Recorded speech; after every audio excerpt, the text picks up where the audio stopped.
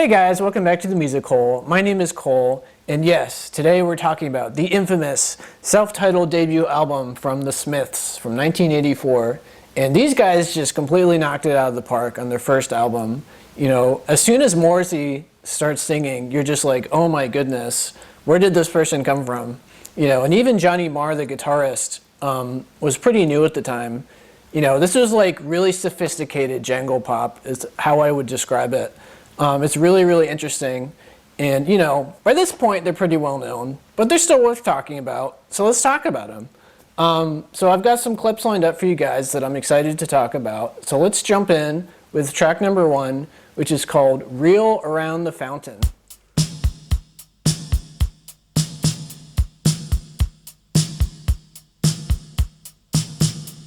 It's time the tale were told of how you took a child and you made him old.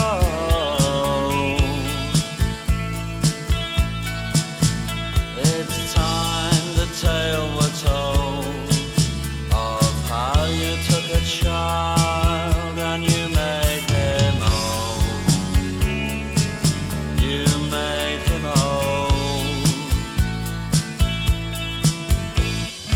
Wheel around the fountain,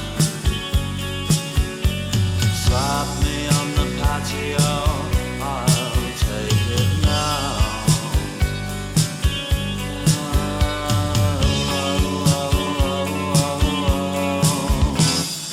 15 minutes with you, well, I wouldn't say no. Oh, people said that you were virtually dead, and they were so wrong. 15 minutes with you, oh, I wouldn't say no. Oh, people said that you were easily led, and they were half right.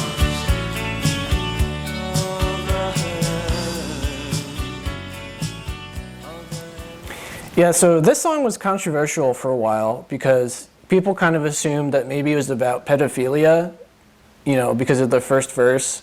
But I've always considered it to be about one's loss of innocence when they become a man or an adult. You know, they go from being a child to a man/adult. And the reason this happens to them is because when you become intimate with somebody and you really love them, you start to become selfless, right? You start to consider someone else's thoughts and opinions and life experience. You know, you would do anything for them, right? You would do anything for somebody you loved.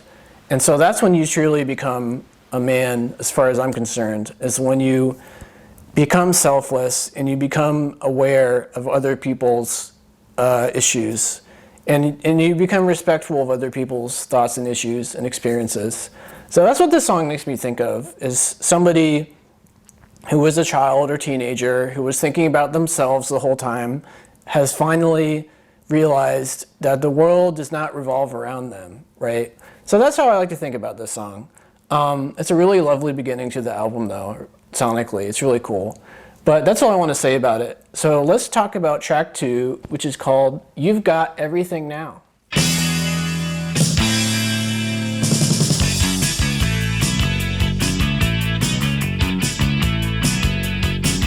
As merry as the days were long, I was right and you were wrong.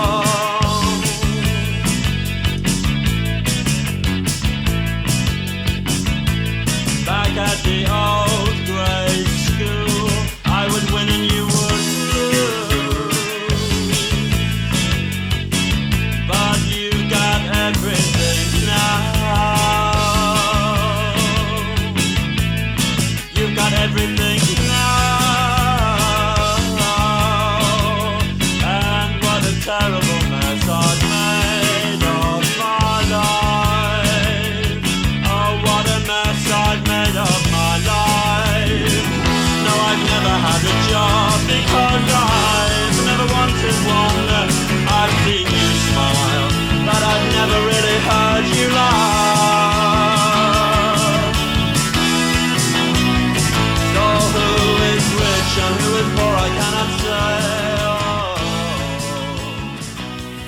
I really like this song because it goes deep, and I like it when they go deep. He's tackling the question, what makes you happy?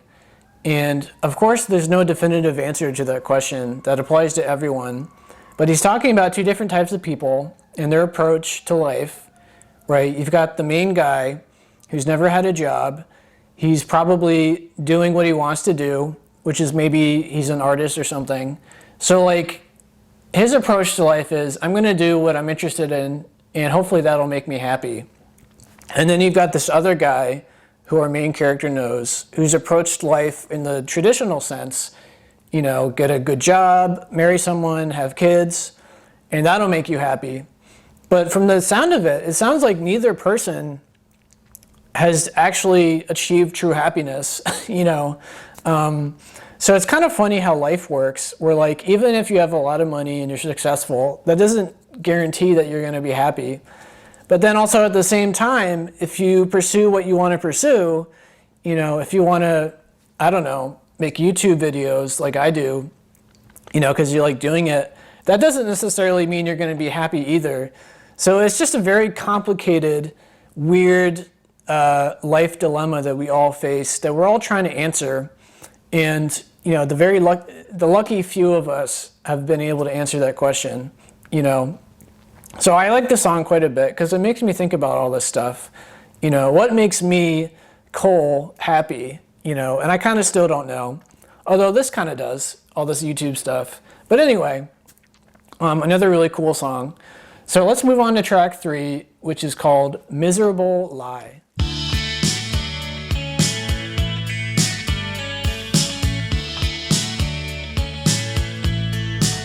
So goodbye.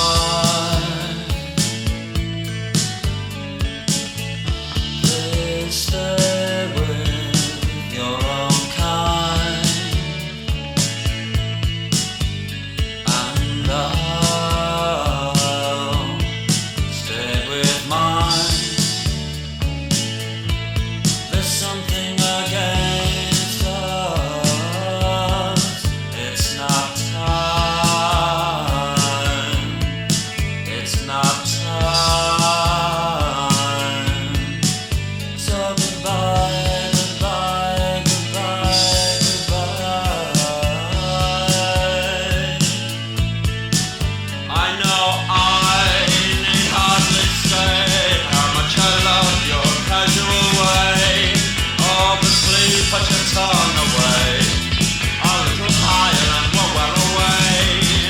The dark night starts drawing in, and your humor is as black as them. I look at yours, you laugh at mine, and love is just a miserable lie. You have destroyed my flower-like life, not once, twice. You have corrupted my innocent mind, not once, twice. Yeah, he's going deep again. I really like this song. He's tackling the absurdity of the standards in our society, is what I would argue. The song itself is about a boy who's kind of innocent, who sees a prostitute twice, and while he's with her, he gets a little bit jealous of the things that she's allowed to do because it's, expected of her. She's a prostitute, so of course she's going to sleep around, but he's not allowed to do that because he comes from a family or a society or a country or whatever that looks down upon that. So in the song, it sounds like he's jealous of her, but at the end of the day, he says, you go back with yours and I'll go back with mine. And he's going to try to forget about this. But I like how Morrissey is talking about just how absurd standards are in general, right? Everything depends on, when you were born, who your family is, your social class, what country you're in, what part of the country you're in. There's just so many things. And history, of course, changes everything. So with every decade or two, standards change. And it's just absurd that we can't just do what we want to do, basically. Within reason, of course. Don't go around murdering people. But in general, you should be able to do kind of what you want to do. So it's kind of like a libertarian thought process a little bit. But anyway, I like how he's talking about all these things. It's got me thinking. I appreciate that. And also another, catchy song. But anyway, that's Miserable Lie. So let's move on to track 4, which is called Pretty Girls Make Graves. End of the pier, end of the bay. You tug my arm and say, give in to lust, give up to lust. Oh, heaven knows we'll soon be dust. Oh, I'm not the man you think I am. I'm not the man you think I am. And sorrow's native son, he will not rise for anyone. And pretty girls make graves. Oh, really?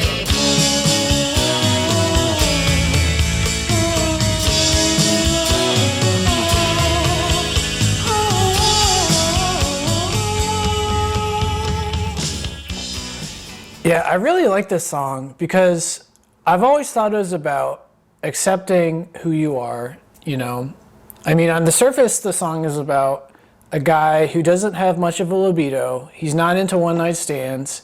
He prefers the real thing, but he's being tempted in this song by a really loose, lustful girl who just wants a one-night stand with this guy.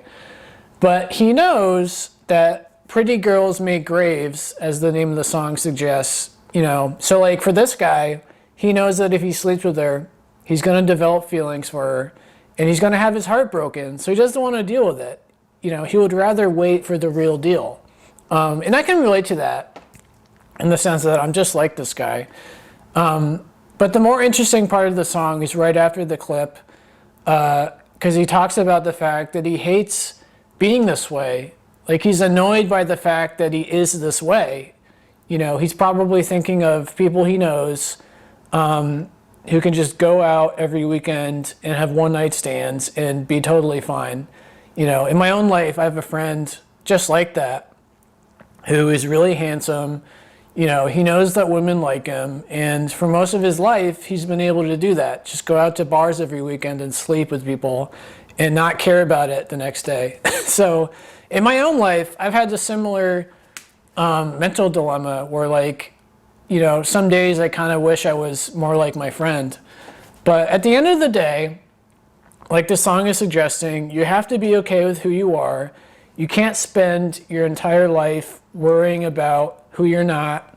You have to accept who you are and move forward from that, from that position, so to speak. So I like the song quite a bit. It makes me think about all these things. But anyway, so that's Pretty Girls Make Graves. So let's talk about track 5, which is called The Hand That Rocks the Cradle. Please don't cry for the ghost and the storm outside will not invade this sacred shrine or infiltrate your mind. My life down I shall lie if the bogeyman should try to play tricks on your sacred mind, to tease, torment and tantalize. Wavering shadows loom, our piano plays in an empty room.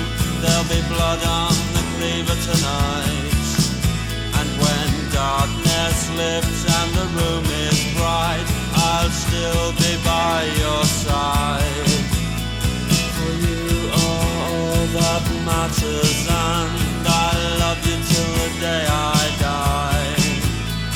There never need be longing in your eyes, as long as the hand that rocks the cradle is mine. Yeah, this song is just so lovely sounding. It's really memorable. Although I would say it's a little overly optimistic lyrically, because the song is basically about a guy who got his girlfriend pregnant and he doesn't really love her. But when he finally sees the child and he's kind of rocking the child in the cradle, he's getting the sense of parental duty. where he's starting to reevaluate, his life and his sense of purpose and his place in the world. And he's starting to realize, like, this is my destiny. I'm supposed to be a father. I'm supposed to take care of my child and love my child until I die. So he's kind of going through this epiphany in his life, where, like, now that he's a parent, he's found meaning in his life, and maybe it's even rekindling the spark that for him left a while ago. So when I mean it's overly optimistic, it sounds like Morrissey is trying to say that, parenthood brings people together and it gives you meaning. But obviously not everybody is like that. They're obviously terrible fathers. So, but it is a really lovely song, sonically and lyrically. It's one of my favorites. So anyway, that's all I want to say about it. So let's move on to track number 6, which is called This Charming Man.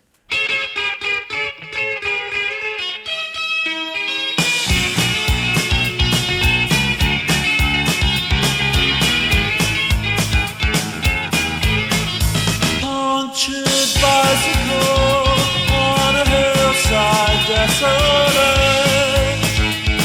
Will nature make a man of me yet? When in this charming car, this charming man,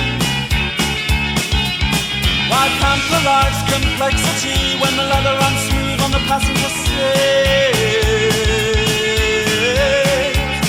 I would go out tonight, but I haven't got a stitch to wear. This man said it's gruesome that someone so handsome should care.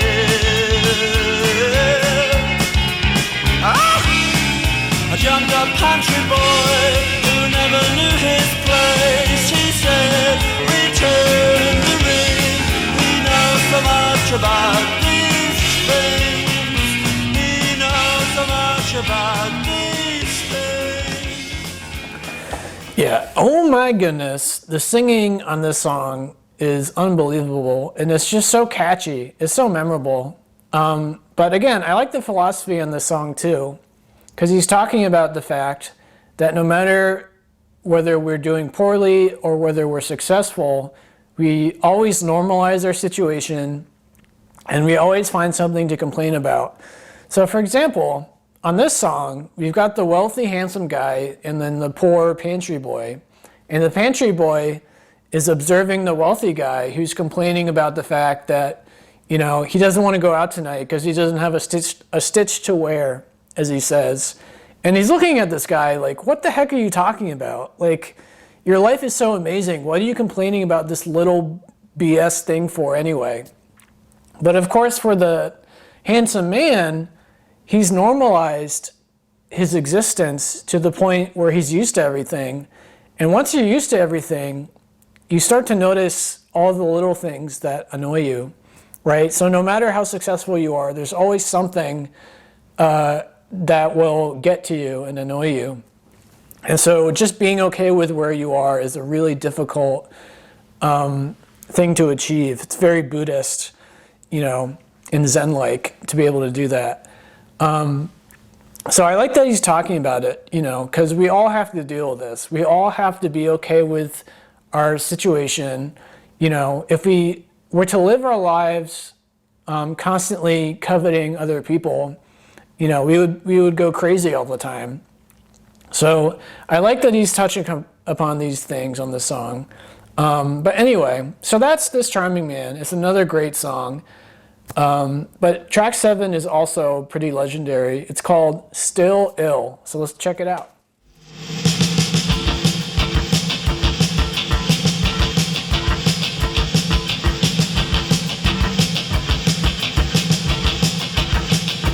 I decree today that life is simply taking and not giving. England is mine, it owes me a living.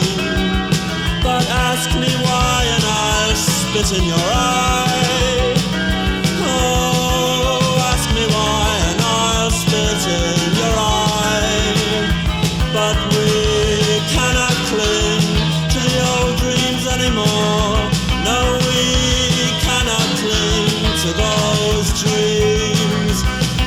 the body rule the mind, or does the mind rule the body? I don't know. Under the iron bridge we kissed, and although I ended up with solids, it just wasn't like the old days anymore. No, it wasn't like those days. Am I still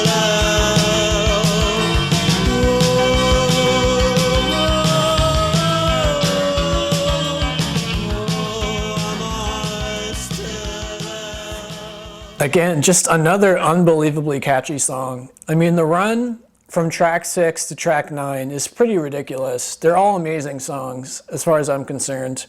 But the poor hero on this song, right, it sounds like he's a closeted homosexual.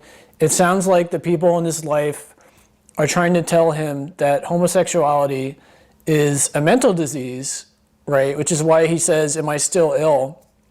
And then he also says, does the body rule the mind, or does the mind rule the body? So he's really struggling with this, and he vents his frustrations a few times, like at the beginning of the clip, where he's like, "England is mine, it owes me a living." So what that part means to me is, he's just wondering, like, why can't I just be the way I am? And, you know, like, what harm is it doing anybody? Why can't I just live the way I want to live? You know, what's the big deal? So I like that this song kind of tackles these kind of issues, because obviously, even though things have gotten better in general in a lot of the world, you know, at least in America, for example, it's still a major problem. So I feel for people like our main character here, who are really struggling with just being themselves. So anyway, another amazing song, Still Ill, but that's all I want to say about it. So let's move on to track number 8, which is Hand in Glove, another classic.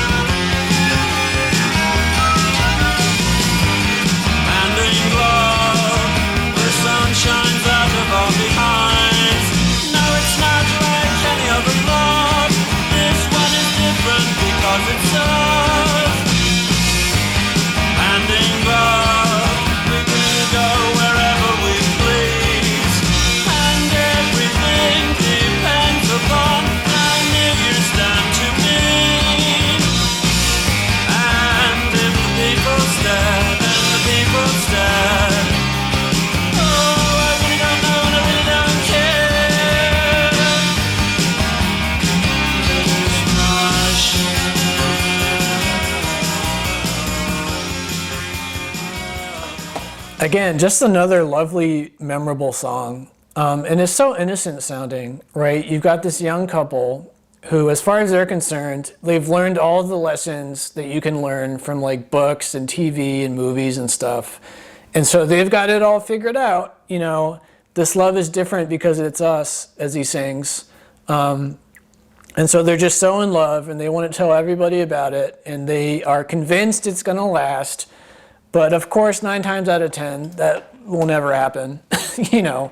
But I like this song because it's basically about ignorance is bliss, in the sense that, like, at the moment, this couple doesn't have the experience of true heartache, where they really, really love somebody. You know, they thought they were with their one true love, but then eventually, you know, life happened, as they say, and they break up. So these people haven't experienced that yet. So they're living a very blissful existence.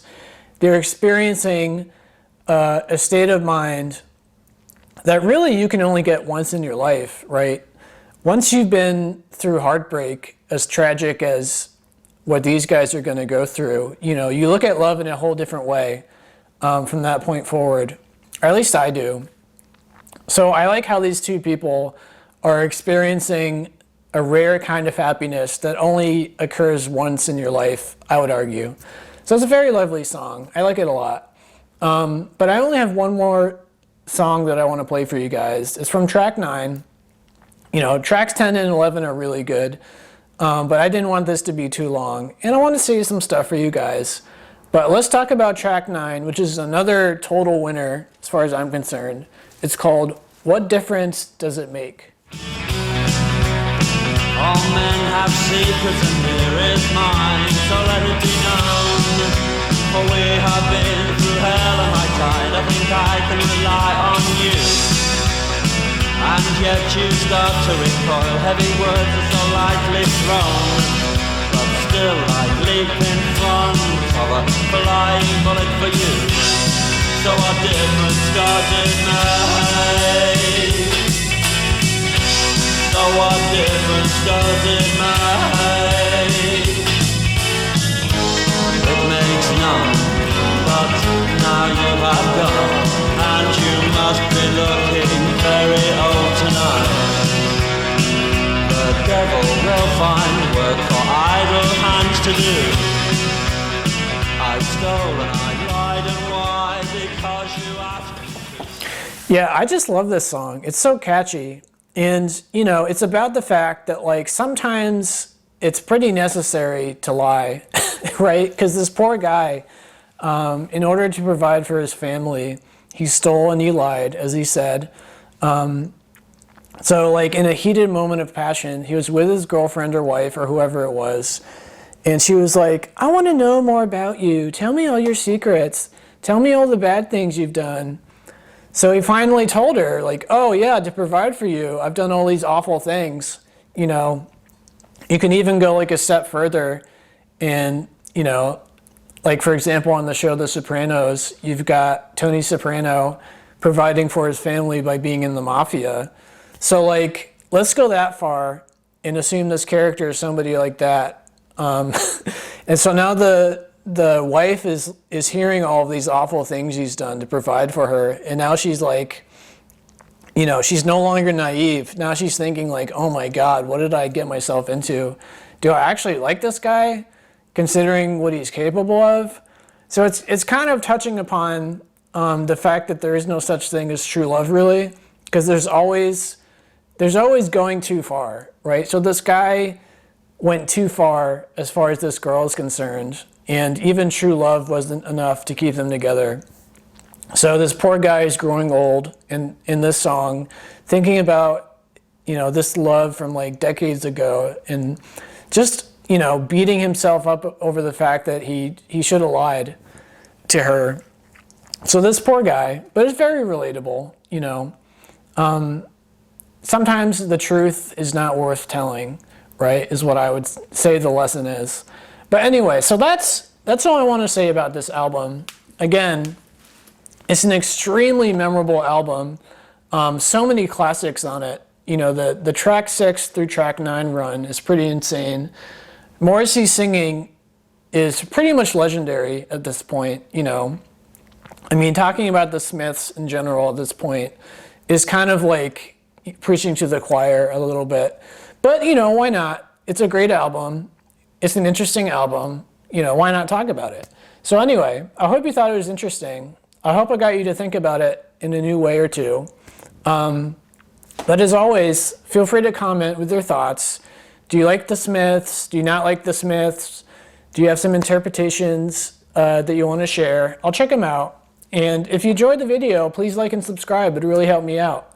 But yeah, that's the Smiths self-titled. Check it out and have a good one.